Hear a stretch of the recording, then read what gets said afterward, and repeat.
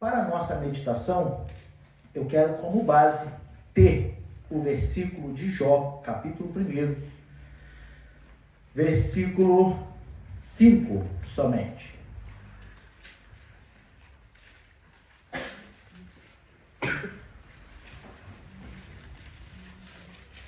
Jó, capítulo 1, versículo 5. Está dentro de uma passagem que todos conhecemos. E nesse versículo, ele diz assim: sucedia, pois, que, tendo decorrido o turno de dias de seus banquetes, enviava Jó e os santificava, e se levantava de madrugada e oferecia holocausto segundo o número de todos eles. Eles quem? Seus filhos. Porque Jó dizia: porventura pecaram meus filhos e blasfemaram de Deus no seu coração. Assim o fazia Jó continuamente. Amém? Amados, o ponto da intercessão, eu vou destacar mais a intercessão pelos filhos. Mas eu quero começar, porque não podemos deixar de fora a sua esposa, o seu marido, porque começa de cima e reflete embaixo. Se eu quero ensinar meus filhos, se eu quero consagrar, ensiná-los a se santificar, ensiná-los a temer a Deus, ensiná-los o caminho, primeiro nós devemos estar bem. É aquela meditação que eu costumo fazer. Um soldado na guerra, para poder socorrer outro soldado, ele primeiro tem que estar vivo. Primeiro ele tem que se proteger, para depois socorrer a outro. Não adianta um soldado ferido, sem perna, sem braço, querer ajudar outro soldado. É como um ditado que a gente ouve: não adianta um cego querer guiar outro cego. Né? Então, primeiro, a base, pai e mãe, tem que estar bem. E para que a gente possa voltar ao ponto de filhos, primeiro eu quero falar sobre a intercessão do seu marido, ou para o seu marido, ou para a sua esposa. Nós temos situações aqui na igreja em que o marido não é evangélico, ou a esposa não é evangélica. E aí, muito fica a dúvida: mas ele não acredita em Deus, ela não acredita em Deus. Vamos abrir lá em 1 Coríntios, capítulo 7, versículo 13. Eu não vou estender muito. Capítulo 7, versículo 13.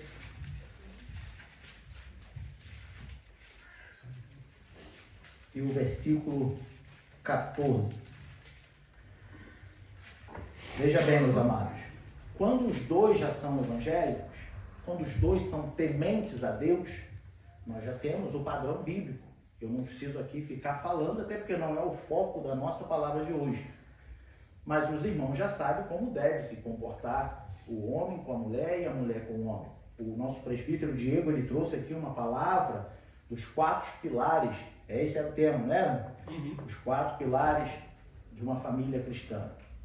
E nós pudemos ver aqui o comportamento. Só que aqui nós temos o caso de pessoas que não têm o seu cônjuge cristão temente a Deus. E nós vamos ler aqui. Versículo 13. E se alguma mulher tem marido descrente e ele consente em habitar com ela, não o deixe, porque o marido descrente é santificado pela mulher, e a mulher descrente é santificada pelo marido. Doutra sorte, os vossos filhos seriam imundos, mas agora são santos. Se eu tenho uma esposa que não é evangélica, ou eu tenho um marido que não é evangélico, eu, como cristã ou como cristão, eu devo me comportar de igual forma para o meu marido.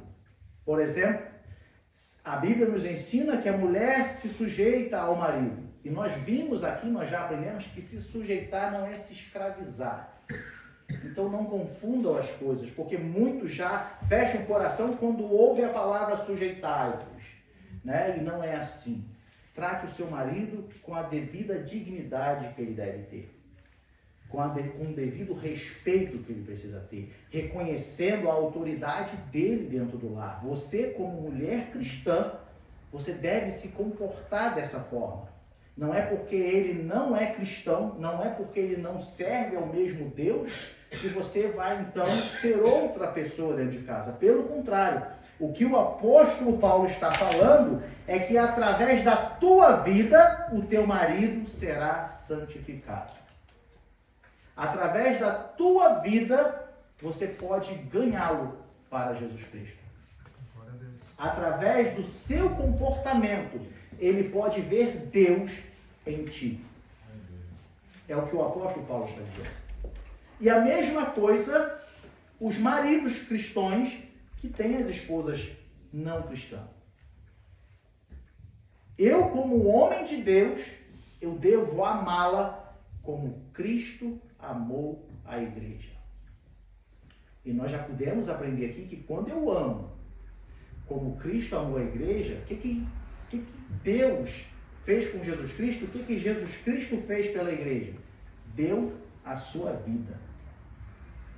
Então, se eu amo a minha esposa com os princípios bíblicos, crendo no ensinamento da palavra, eu darei a minha vida pela minha esposa. Abrirei mão de tudo que eu quero primeiro para agradá-la. Entende? Quando nós que servimos a Deus nos comportamos de tal forma dentro de casa como pais, como marido e mulher, os nossos filhos são santos.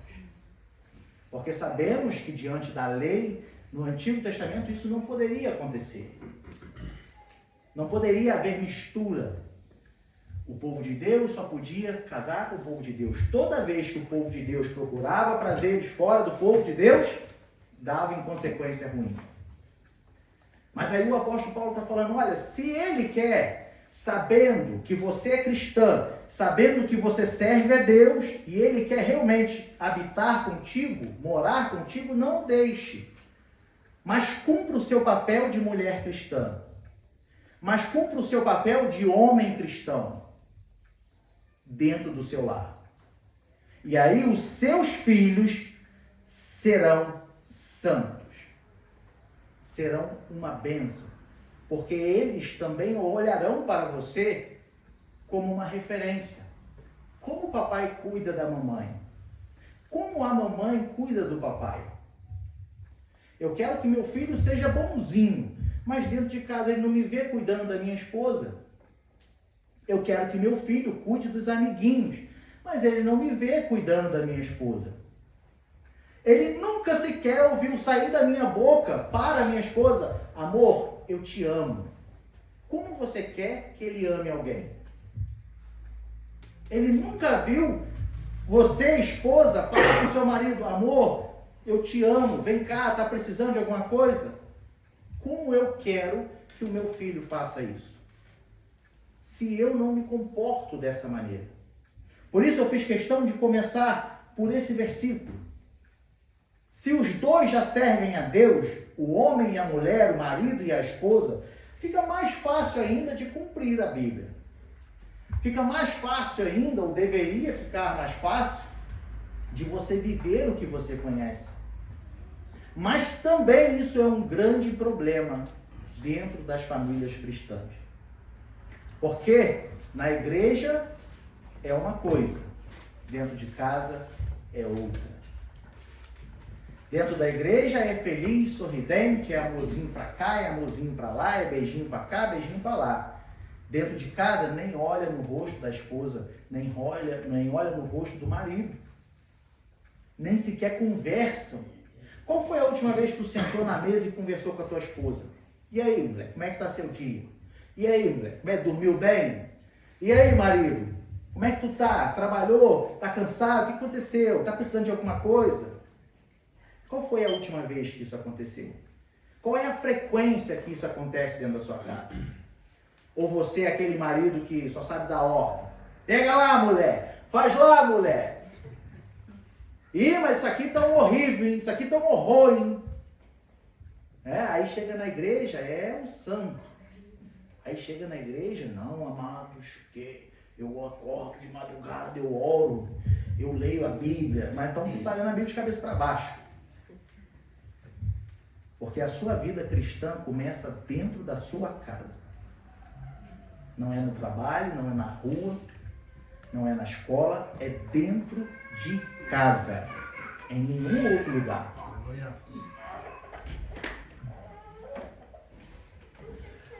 A base da igreja é a família. Olha quantas famílias tem aqui dentro. Nós juntos formamos uma família, que é formada por várias famílias. Como que eu posso estar aqui na presença de Deus se dentro de casa eu estou em pé de guerra? Como eu posso chegar aqui na frente e querer falar alguma coisa se eu não consigo olhar para minha esposa? Minha esposa está sentada lá atrás, se eu olho para ela e ela está assim para mim, ó. Traste. Pura falsidade. Como? Como você tem essa coragem? Como está o seu relacionamento em casa com teu marido, com a tua esposa? Como é que você trata ela? Como é que você cuida dela? Tem muito homem que pensa assim, não, eu já trabalho, boto a comida dentro de casa, agora o resto é com a mulher, ela que se vire para lá. Você se esquece que você mora na mesma casa. Você se esquece que você foi na casa dela e tirou ela da família dela para vir morar contigo. A casa é dos dois. Os dois moram ali. Isso vale para o homem e para a mulher. Entende? Tem mulher que o homem faz tudo. Entende? Tem homem que a mulher faz tudo. E tudo em excesso, tudo que se acomoda, fica ruim. Porque se nós somos um com a nossa esposa, com o nosso marido, então vale para os dois. O dever é dos dois. Aí as pessoas se apegam em a mulher sábia edifica a sua casa. Aí fala, ela tem que trabalhar em casa. Mas a casa é a família. Não é as quatro paredes, não. A casa é a família. Não vai escravizar tua mulher se baseando nesse versículo, não, porque tu tá em heresia. Tu tá em contradição com a Bíblia. Bota a mulher debaixo de paulado, fazer as coisas dentro de casa e tudo. Não, porque a mulher sabe, tem que edificar a casa. Se a casa está uma bagunça, começa por você. Você é o cabeça da casa.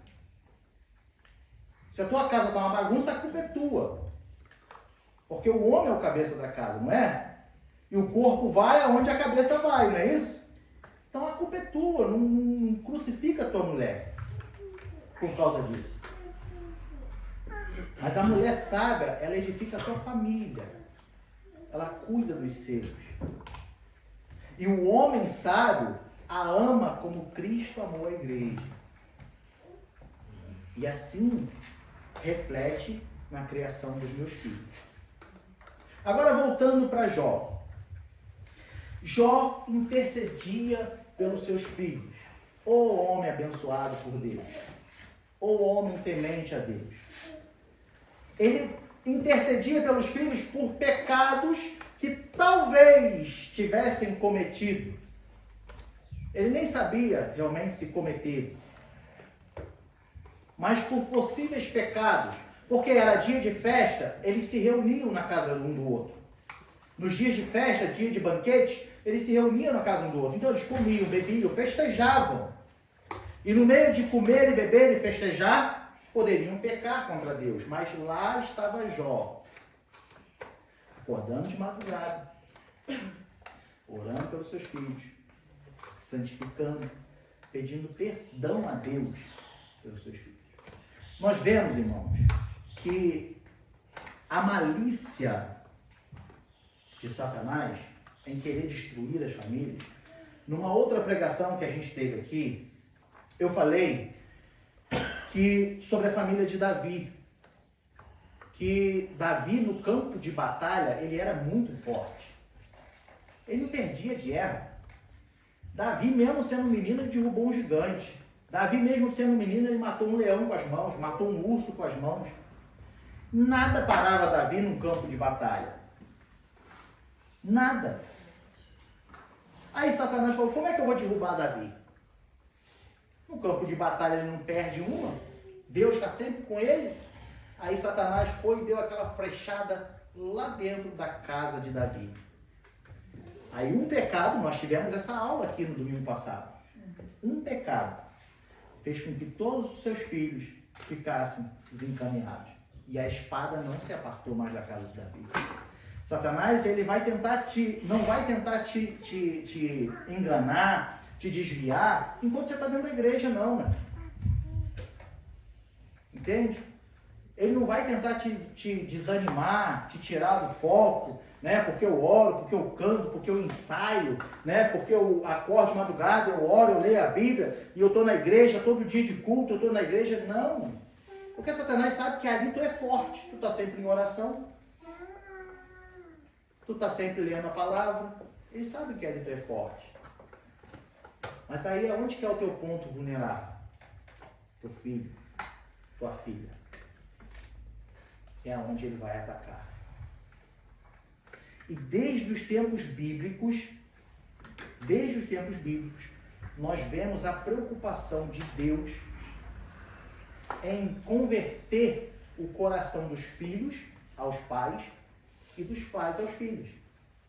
O profeta Malaquias, no capítulo 4, versículo 6, põe por gentileza, ele fala do profeta Elias, que enviaria o profeta Elias. Só que nessa profecia, nessa revelação, ele não está falando do profeta Elias em si. E os irmãos vão entender por quê.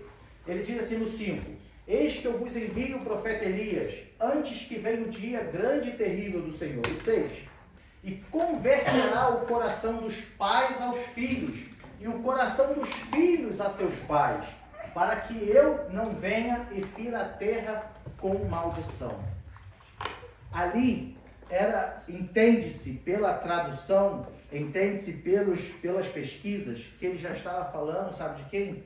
João Batista. Já era uma profecia de João Batista. E desde o Antigo Testamento já era uma preocupação, já era um problema. Por quê? Bota lá Lucas, Evangelho de Lucas, capítulo 1, versículo 17, quando ele está falando do nascimento de João Batista, e ele fala assim, olha, e irá diante dele no espírito e virtude de Elias. Eles estão falando de João Batista, para converter o coração dos pais aos filhos, e os rebeldes à prudência dos justos, com o fim de preparar ao Senhor um povo bem disposto. Sabe o que acontece? A estratégia de Satanás de derrubar os filhos, ou derrubar a relação dos pais com os filhos e dos filhos com os pais, é porque ele sabe que se dentro da sua casa ele tirar o teu filho de ti, desviar o seu filho de ti, a geração da tua família que segue a Deus, ela vai parar no seu filho. Verdade. Ela vai parar no seu filho. E como a igreja ela é formada por famílias, se nós fizermos uma matemática, daqui a uns anos não haveria povo de Deus. Porque, como o prefeito Diego disse, olha, as crianças é a igreja do amanhã? Não, é a igreja do hoje. E elas estão crescendo. Agora, se eu perco a minha relação com a minha filha, e ela fala, eu não quero saber de igreja, porque é isso, porque é aquilo, é menos uma criança aqui. Amanhã eu morro. Amanhã você morre. E quem fica? Nossos filhos. Mas se eles não estão na presença de Deus, como é que vai ficar? Olha a malícia de Satanás em querer tirar a relação dos filhos com os pais e dos pais com os filhos. E por isso eu volto a te levar a meditar, que é, quantas vezes na semana você senta com seu filho para falar de Deus com ele? Quantas vezes na semana você senta com seu filho para orar com ele? Quantas vezes na semana você senta com seu filho para falar para ele o Deus que nós servimos? Quem é o Deus que nós servimos? Minha filha, esses dias, ela perguntou, pai, quem é Deus? E a gente ficou ali conversando. E aí você vê o olhinho dela brilhando. E aí a minha esposa já senta do lado. E a gente começa a conversar e fica... Tem criança que tem um interesse. Mas por que ela tem um interesse? A criança tem um interesse? Porque ela vê nos pais. Porque ela vê nos pais.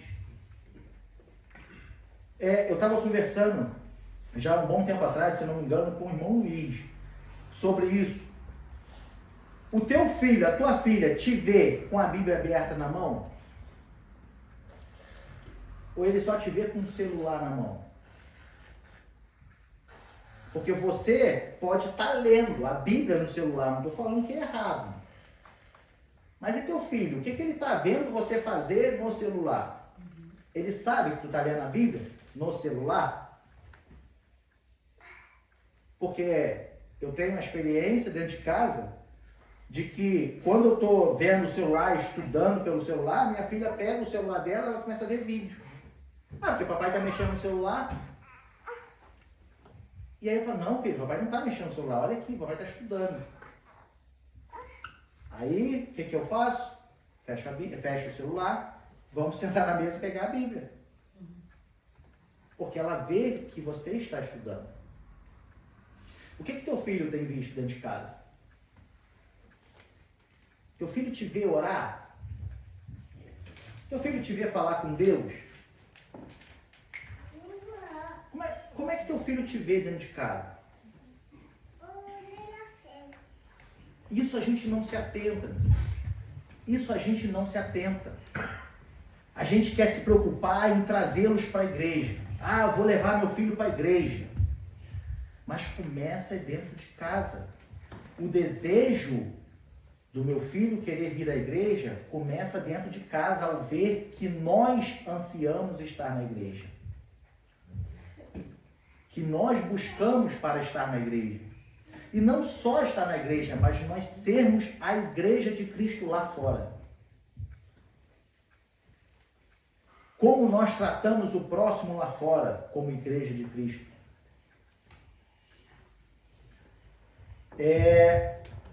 No Evangelho de João, no capítulo 17, Jesus ele faz uma oração pelos seus discípulos.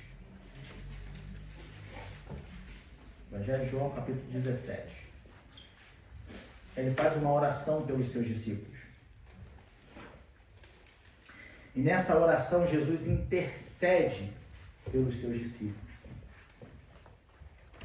Ele diz assim: Jesus falou essas coisas e, levantando os olhos ao céu, disse: Pai, é chegada a hora, glorifica teu filho, para que também o teu filho te glorifique a ti. E no decorrer desse capítulo 17, Jesus ele intercede pela vida dos seus discípulos. E como intercessor dos seus discípulos, ele nos deixa o exemplo que nós devemos interceder pelos nossos filhos. Existem duas situações. Existem pessoas que acham que só porque já senta com o filho, ensina o filho, não precisa orar pelo filho. Só pelo fato de sentar ou na hora de dormir já orou com o filho, não precisa orar pelo filho. Entende? É como se eu falasse assim: eu já sentei com a Júlia, abri a Bíblia, li uma historinha da Bíblia para ela, falei a moral da história, fiz uma oração com ela, Deus te abençoe e vai dormir. Então quer dizer que agora eu não preciso mais orar por ela. Jesus intercedeu pelos seus discípulos. E nos fica o exemplo de que nós devemos interceder pelos nossos filhos. Jesus ensinou os seus discípulos. Nós ensinamos os nossos filhos. Mas nós devemos interceder por eles todos os dias.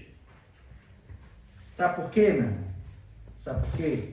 Apesar de você ser pai, ser mãe, ensinar o filho e ele aprender de Deus contigo, eu devo interceder por ele, porque quem convence é o Espírito Santo.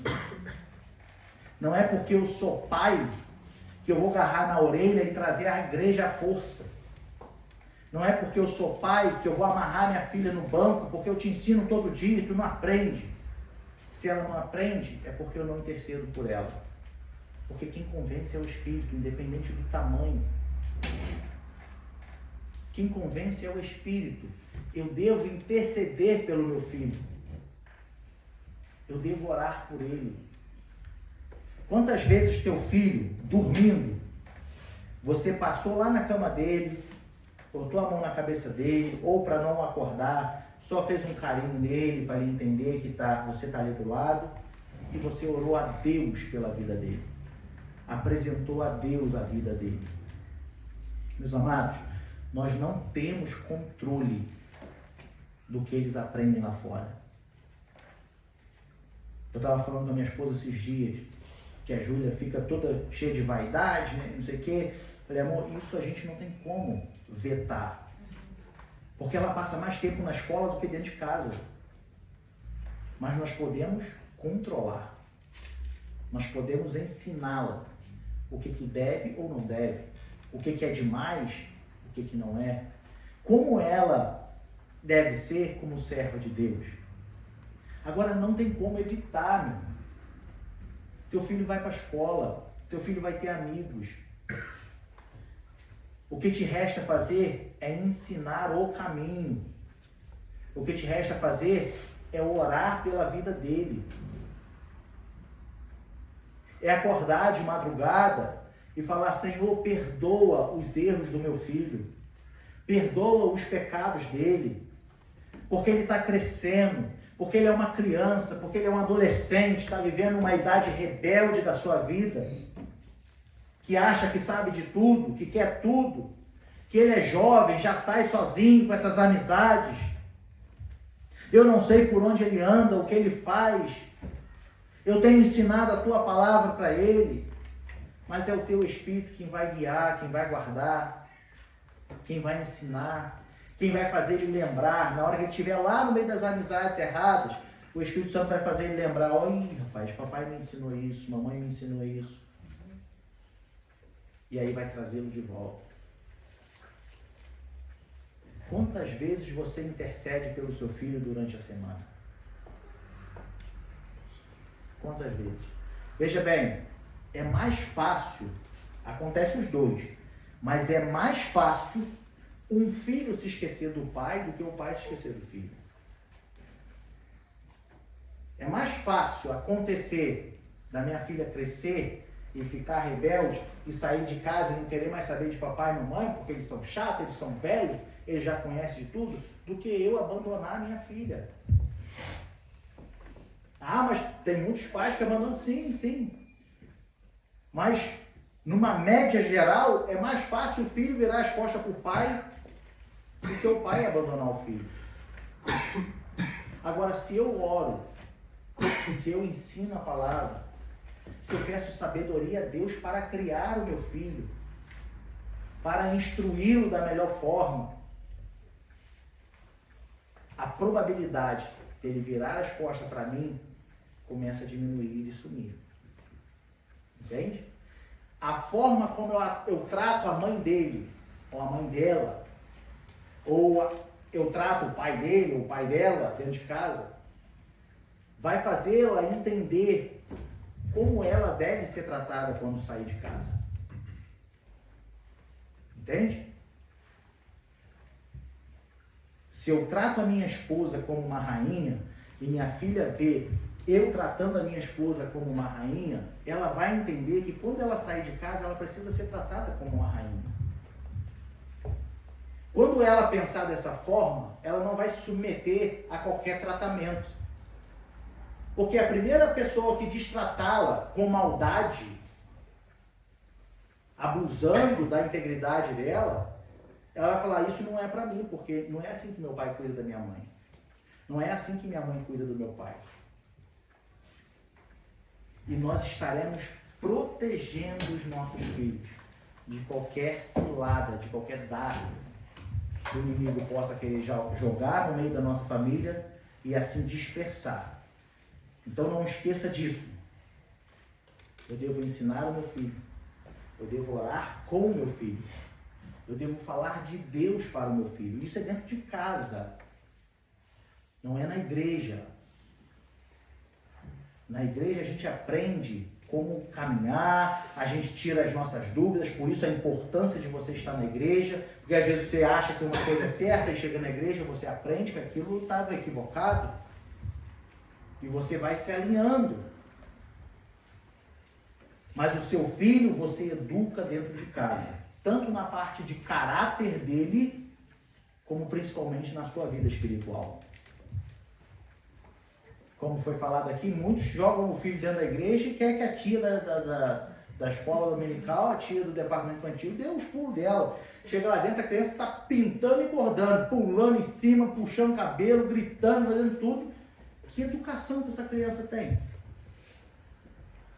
Aqui não é centro de recreação. O que você tem ensinado para o seu filho que é a igreja? O irmão Luiz uma vez me falou uma coisa muito, muito, muito bonita. E eu guardei, que ele falou assim, olha, a igreja é a extensão da nossa casa. É a extensão da minha casa. Aí tu chega aqui, aí tu vê criança fazendo tudo que quer, pintando, bordando, e os pais... o que você tem ensinado para o seu filho? O que você tem ensinado para ele que é a igreja? O que ele vem fazer na igreja? Ele sabe o que ele vem fazer na igreja? Eu já ouvi uma criança falando que eu venho para a igreja para pintar, para brincar. Isso não é culpa da tia da escola dominical, não. Isso é culpa sua, que não ensina o teu filho o que ela vem fazer na igreja. A culpa é sua. Se teu filho pensa assim quando vem para a igreja, é porque a culpa é sua. Olha o que a gente falou de manhã em Provérbios. O temor ao Senhor é o princípio da sabedoria. Ensina teu filho a ser sábio. Ensina a temer a Deus. Amém? Que os irmãos possam meditar nessa palavra. Interceda pelo seu filho, pela sua filha. Se comporte bem com o seu marido, com a sua esposa, porque você é reflexo dele. Amém?